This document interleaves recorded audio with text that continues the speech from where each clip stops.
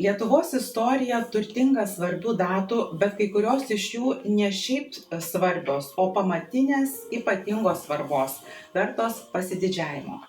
1918 m. vasario 16 d. Lietuvos taryba savo posėdyje paskelbė atstatanti nepriklausomą demokratiniais pamatais sutvarkytą Lietuvos valstybę su sostinė Vilniuje ir tą valstybę atskirianti nuo visų valstybinių ryšių, kurie yra buvę su kitomis tautomis. Jeigu nebūtų šios datos, galbūt Lietuvos net nebūtų pasaulio žemėlapyje.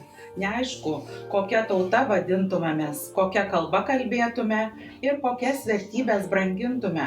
Tad artėjant vasario 16 Lietuvos valstybės atkūrimo dienai susirinkome padiskutuoti, ar šiandien mes vis dar suprantame šios dienos svarbą. Diskusijoje šiandien dalyvauja klaipėdietis verslininkas, lietuvybės puoselėtojas, asociacijos Talka kalbai ir tautai pirmininkas Mindaugas Karalius. Labą dieną. Aš Vyturio progimnazijos lietuvių kalbos ir literatūros mokytoja Diana ir Paulina, progimnazijos 7 klasės mokinė. Tai prašau, Paulina, mūsų svečiui užduoti keletą klausimų. Smagu bus padiskutuoti šią ypatingą progą. Tai netrukus minėsime vasario 16 Lietuvos valstybės dieną. Ką ši diena jums reiškia? Labai pirmiausia norėčiau padėkoti, kad pakvietėt mane į diskusiją. Tai jūsų progimnazija, tokia nuostabi, kuri visados rūpinasi tautiniais dalykais, visados kalba tą temą ir labai gražiai švenčia vasario 16. Ir vasario 16 yra ypatinga galbūt labiausiai tom, kad tą dieną 1918 metais Vilniuje, kai buvo pasirašytas nepriklausomybės aktas, iš tikrųjų valstybės dar nebuvo. Ir buvo tik tai 20 drąsių vyrų, kurie tikėjo tą idėją ir ją skleidė ir ją kūrė ir buvo įsitikinę, kad ta valstybė gali gimti. Nors sąlygos buvo nepalankios, buvo vokiečių okupacija Pirmojo pasaulinio karo ir dar visur buvo pilna žmonių, kurie net nežinojo, kad gali būti tokia Lietuvos valstybė. Ir vasario 16 tai yra pavyzdys, kaip idėjos sklinda, kaip jos pasiekia žmonės.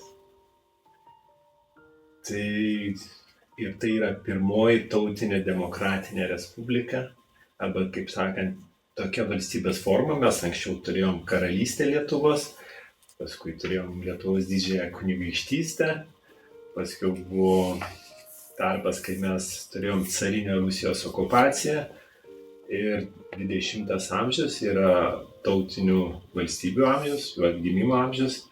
Tai mes įžengėm į tą amžių labai savo laiku ir drąsiai. 1918 metais vasario 16 atkurta Lietuvos valstybė. Nuo šios datos jau praėjo 107 metai, bet valstybė buvo kuriama daugiau nei 1000 metų. Ar šiuolaikinis žmogus, jaunas ar senas, kuria valstybę ir kaip jums atrodo, ką kiekvienas iš mūsų galėtume ir turėtume padaryti, kad mūsų valstybė klestėtų? Labai gražus klausimas. Paulina, gal ir tu galėtum kažką, tai jaunas ir suaugęs žmogus. Kaip jaunam žmogui atrodo, kas ta valstybė yra? Man tai valstybė tiesiog vieta, kur aš gimiau, kur aš gyvenu ir gyvensiu manau. Ir aš šneku jos kalbą ir tikiuosi dar galėsiu daugiau ir šnekėti. Teisingai pritariu, Paulina, nes ta valstybė visados pirmiausia yra mūsų galvose. Ir tada jau yra ta mūsų vieta, šeima. artimiausi žmonės. Bet iš tikrųjų, pirmiausia, ką mums valstybė, tai yra tėvai. Ypač tokio amžiaus, tai yra svarbiausia, kad mūsų šeima būtų.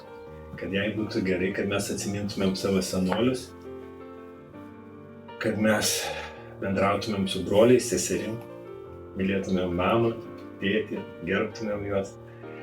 Čia yra, nes tuose santykiuose ir prasideda valstybė. Jeigu mes mokėsim čia elgtis, tai mes mokėsime elgtis ir su didesnė bendryja, kaip tauta ar visuomenė. Suprasime jos taisyklės, įstatymus, galėsim juos priimti. Iš tikrųjų, aš galvoju, kad vasario 16-osios Lietuva, kaip dar kartais vaidina istorikai, yra, kaip Vydūnas sakė, kad nei vienas žmogus nepajus savo gyvenimo pilnatvės, jeigu jisai nebus su tauta, jeigu jisai nepasitarnaus tautai, jeigu jisai nebus su savo tautiečiais ir nevykdys savo pareigos, nes mes gimstam, mes nepasirenkam tautos, mes joje gimstam. Tai va ir galvoju, tiek jaunas, tiek senas, ir per tūkstančius metų, kaip ir pastebėta, aš gal tik norėčiau pasakyti, kad, sakysim, lietuvių kalba, mes džiaugiamės, mylim. Bet jinai yra valstybinė kalba. Ir per tūkstančius metų istorijos, jinai yra tik tai 60 metų, greit bus kaip valstybinė kalba, tik 60 metų. Ir žmonės nesupranta, kad tai yra labai tiek akademiniai bendruomeniai, tiek politikai, kad tai yra visiškai kita paskirtis kalbos. Jinai kūrė valstybę. Jinai nustato tvarką, nes yra teismų kalba, yra gyvenimo kalba, ne tik tai, kad virtuvėj pasikalbėti. Tai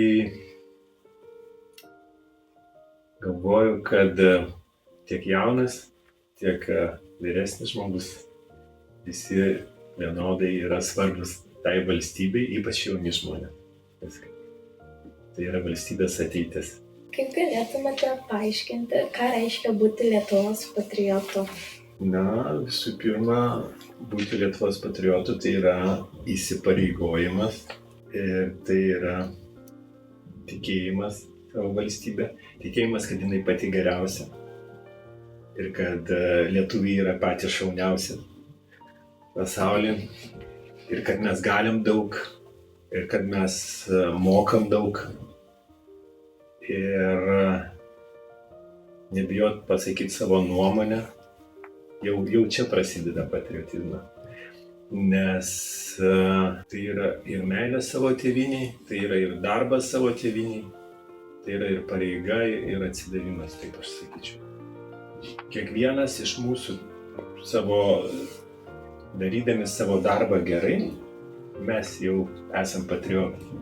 Nes mes esam Lietuvoj, mes kalbam lietuviškai, mes kūrėm tą Lietuvą, mokiniai mokosi, verslininkai verslauja, mokytojai moko, gydytojai gydo, lakūnai skraido ir visą tai mums reikia. Nes valstybė yra labai įvairialypė, jinai nėra vien tik tai ūkininkas su savo žeme ar gydytojas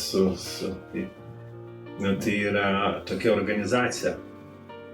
Kiekvienas žmogus dirba, ką daro, tiesiog po kiekvieną dieną, ta rutina, kiekvieną dieną tu darai ir taip ir dėl ko? Dėl savo vaikų, o vaikai vis tiek dėl ateities, kad turėtų išsilavinimą, kad stengtųsi, tas vertybės irgi turi kasdien perduoti, tai nėra kažkoks vienetinis, padarau ir čia jau patriotas, tai kaip ir sakė, tokį tęstinumą, kasdieną po truputį daryti tai, ką... Bet tai yra kartu ir bendras džiaugsmas, nes kur yra patriotizmo didžiausias atlyginimas, tai yra bendri džiaugsmai, bendras pasididžiavimas, kai pasiseka nebūtinai tau, bet tavo tautiečiui ar iš vis Lietuvos piliečiui, kuris yra iš Lietuvos, iš tavo. Tai manau, kad patriotizmo jis nėra vien tik pilietiškumas, tai yra daugiau. Ir beje, kai kalbam apie pilietiškumą, yra neteisinga, visada turi pasakyti, kokios valstybės pilietiškumas. Nes tokia savoka kaip pilietiškumas, jinai yra labai tokia apibendrinta, bet Lietuvos pilietis. Kaip Lietuvos pilietis, supranti, nes visi kokie žmonės bebūtų, jie dažniausiai yra kurios nors valstybės piliečiai. Taip. Reiškia, jie yra arba davę priesaiką jai, arba gimė ir yra ištikimi kažkokiu tai būdu, rodo tą ištikimybę savo valstybei. Kaip galėtume įrodyti, kad žmogus kiekvienos valstybės turtas? Kodėl tau svarbus šitas klausimas? Nes daug žmonių nori tiesiog užaugę išsikraustyti iš Lietuvos ir tai, bet čia vis tiek yra tavo gimtoji šalis. Tai dėl to ir reikėtų čia vis tiek nepalikti taip greitai. Ta prasme, tuo klausimu tu norėtum sužinoti, kaip žmogus turėtų jaust, kad jis yra svarbus valstybei, ar kokiu būdu jisai turėtų jaust?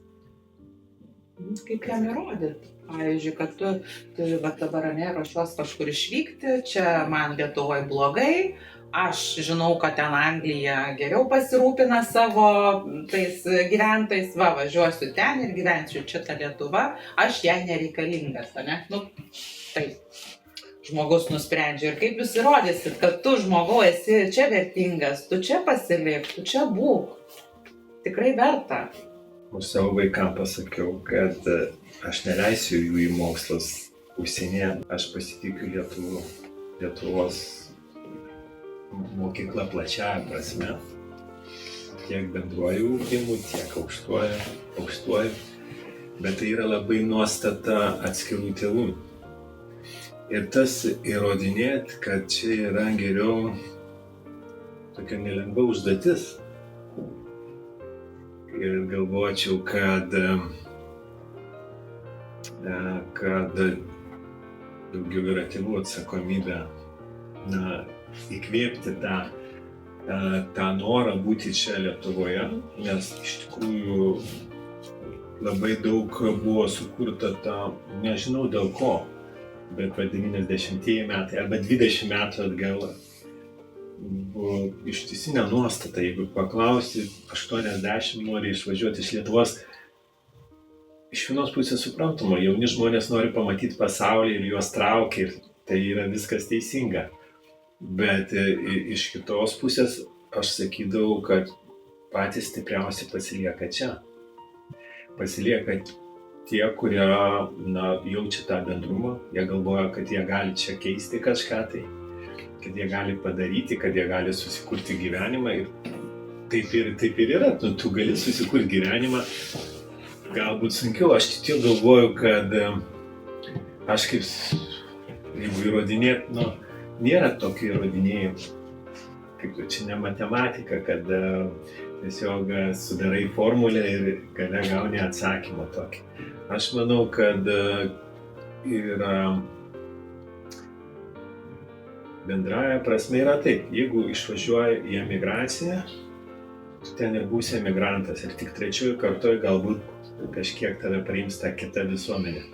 Ir aš vadinu, tu gali būti darbinis arklys, bet su auksiniam kamanu, bet darbinis arklys. Ir tu ten toks būsi. Ir turtas neturi prasmės. Kiek man daug tenka keliauti, susitikti su žmonėmis įvairiose šalyse ir aš tikrai turiu supratimą, nes kalbuosiu su jomis įvairiomis temomis, istorija ir taip toliau. Galvoju, kad galbūt reikia taip, kaip vienas Amerikos prezidentas sakė, neklaus, ką Amerika duoda tau. Paklaus, ką tu davėjai Amerikai. Tai kažkodėl mes nedrįstam užduoti klausimą, tai neklaus, ką Lietuva davė tau, o ką tu davėjai Lietuvai. Manau, kad dabar tikrai jau lengviau yra tą parodyti vaikam, nors negali pasakyti, kad viskas įspręsta ir čia yra, kaip sakant, amžinos saulės šalis, bet niekur nėra amžinos saulės šalies, niekur. Nei Anglija, nei Amerika.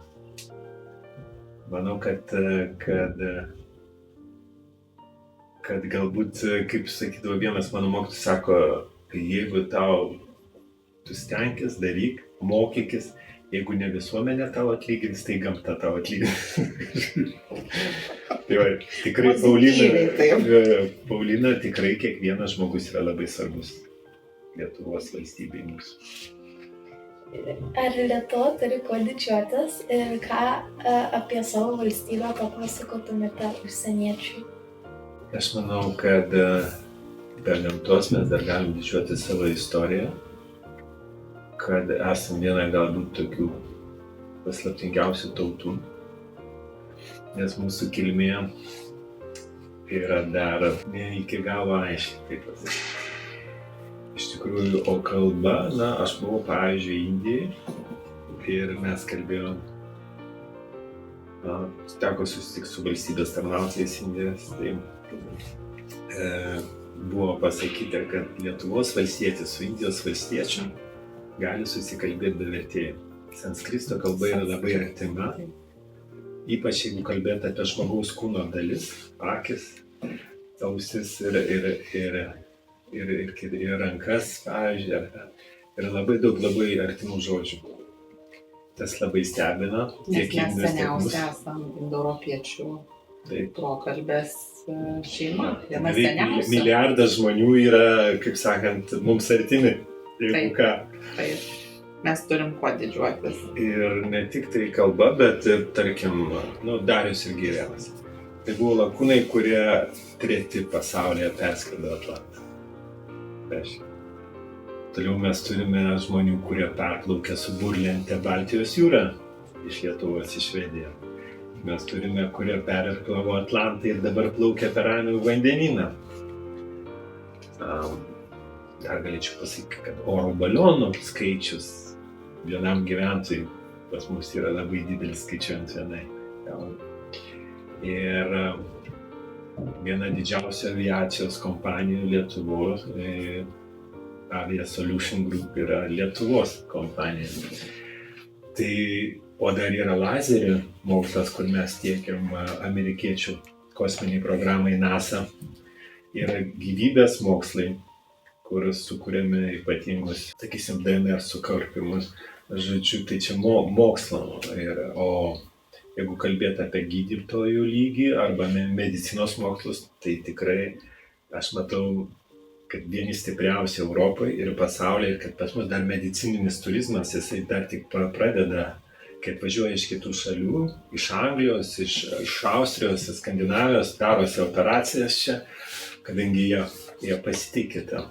Yra labai daug dalykų, ne vien tik tai kalba, kaip dažnai yra stengiamasi pabrėžti. Yra gal kitas dalykas, ne pati kalba, bet žmonės, nes kalba žmonės. O kodėl jie kalba dar tokia kalba, nors jau 21 amžius, ir tai kalba jau 1000 metų, ir mes dar kalbam ją taip, išlaikėm ją taip, kaip kalbėjo galbūt prieš 300 metų, ar 400 metų, ar beveik 1000, tarkim, ar ne? Tai rodo žmonių charakterį. Tarkim, mes buvom paskutinė tauta, kuri buvo pakrikštyta Europai. Kai kam tai toks nelabai geras dalykas, o iš kitos pusės buvo, kaip tai galėjo atsitikti? Kodėl taip atkakliai tiek Lietuvos valdovai nenorėjo krikštytis, nes čia nuo jų priklausė. Nes jie skaitė tikriausiai, kad jie yra lygus krikščionybei ar galbūt viršesni. Ta prasme, jie tą visą tikėjimą žiūrėjo kaip lygus į lygį. Ir aišku, už tai gailesčio nesusilaukė. Tai kiek mes patyrėm tos prievartinės krikščionybės per kryžiuočių ordiną, per kitus ordinus, tai mums, kaip sakant, yra mūsų istorijos dalis. Didžiuotis iš tikrųjų yra labai daug ko. Ir manau, dar, kad mūsų protėviai pasirinko šitą žemę, mes neturim nei žemės drebėjimų, nei didelių potvynių. Ir dar yra viena paslaptis, mes turim labai daug gėlo vandens, kuris gali ateityje būti labai didelis turtas. Daug nereikia, gal 50 ar 100 metų. Kiek dalykų taip nesusimąstoma, ne? Paulina atrodo iš lituanistinės pusės, tai va, man, kad Svarbu, kad seniausia kalba, aš jau visiems giriuosi ir va, kiek mums ponas Mindaugas papasakojo, manau, savo draugams, užsieniečiams ar šeimos nariams bus įdomu papasakoti. Tai gimtoji kalba yra bendrosios meilės ryšys, vienybės motina, pilietiškumo tėvas, valstybės sargas. Sunaikink kalbą, sunaikinsi santyką, vienybę ir dorybę. Sunaikink kalbą, sunaikinsi dangaus saulę. Sujauksi pasaulio tvarką, atimsi gyvybę ir garbę.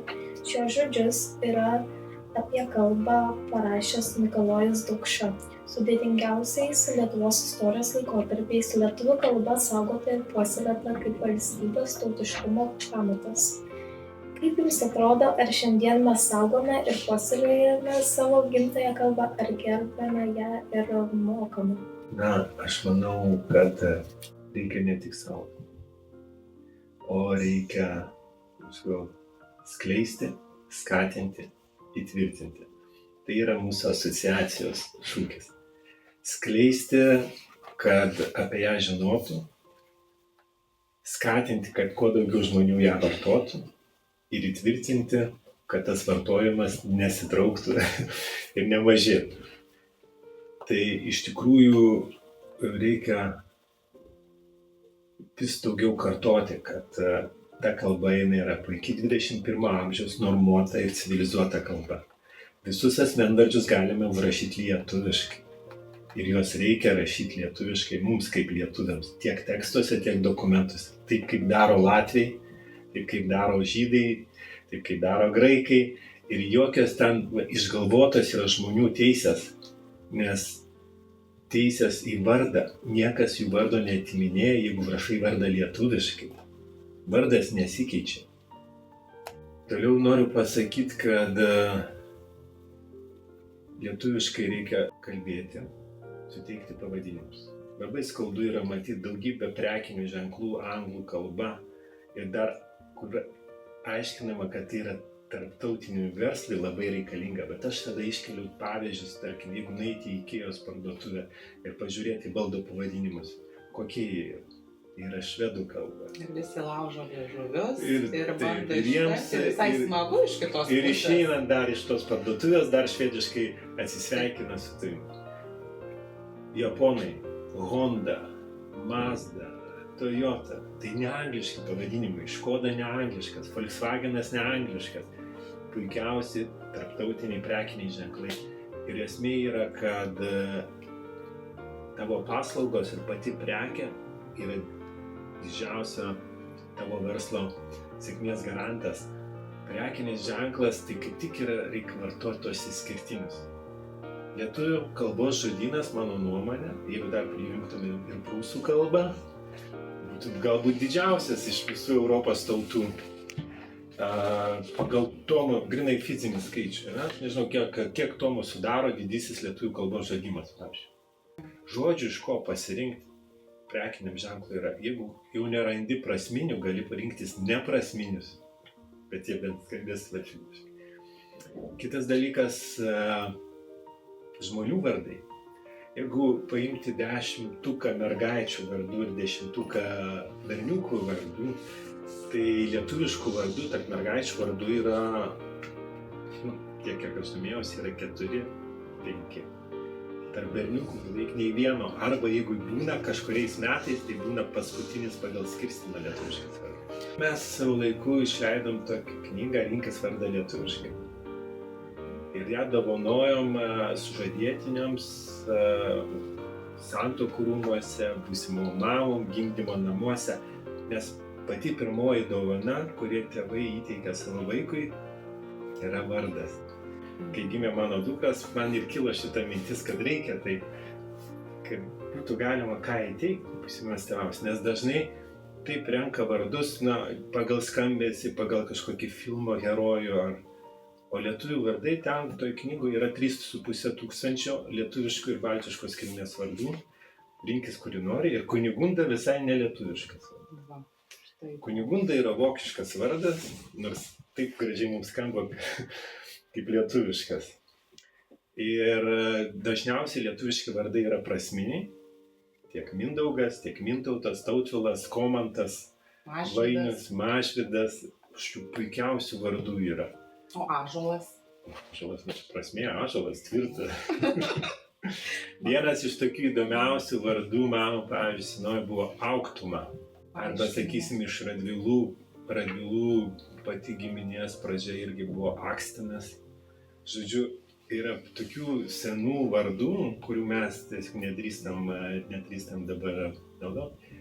Ir man dalinant, įsivaizduokit, aš pristatinėjau šitą vardyną Šiauliuose, atsimenu, Santuokų to metrikacijos biure, ir buvo žmonių susirinkę ir viena moteris atsistojo. Sako, taip, tokie gal lietuviški vardai ir gerai, bet jis išvažiuos į Angliją ir ten jam bus sunku pasakyti. Man taip, sakau, ponė, ar mes žmogui duodam vardą tam, kad kažkoks šeimininkas jį galėtų pašaukti į darbą, ar tam jis yra skirtas? Vardas tai yra ta, ką žmogus guli daugiausia per savo gyvenimą. Ir tai tu turi jam kaip palydėti kelią, suteikti jam galbūt tą laimę. Tai va, tai kalbant apie lietuvių kalbą, tai nesaugot, ją reikia plėsti. Reikia ją kuo daugiau naudoti, užvadinti. Kaip yra nesaugoti reikia. Reikia imtis aktyvumo. Kur yra angliškai, kodėl negali būti lietuviškai? Labai puikiai. Ir populiarinti, nes iš tikrųjų angliškai labai yra išplitę ir jos taria vaikai žymiai lengviau, atrodo supaprastinta. Tiesiog tingi laužyti liežuvį lietuviškai ar prasmė kažkokia jau gilesnė. Anglų kalba tokia paprastesnė atrodo, staigiau pasakys mintį išreikšti, nes daugiau, pavyzdžiui, iš žaidimų žiūrėkit kalba, anglų kalba. Tai įtaka yra didžiulė. Ir tai, sakysim, ypač kai atsirado šitie, sakysim, visi telefonai, internetas, technologijos, jos labai spaudžia, akivaizdžiai. Ir atitinkamai turi būti, atsvara. Aišku, sunku nugalėti tą tokią visą angliakalbišką jūrą, bet čia ir yra lietuvybės esmė.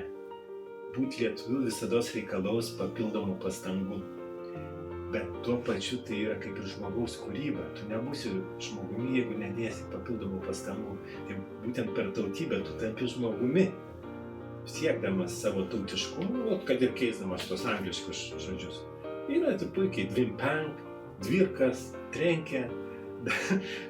Mokiniai yra labai išradingi ant tų sutrumpinimų.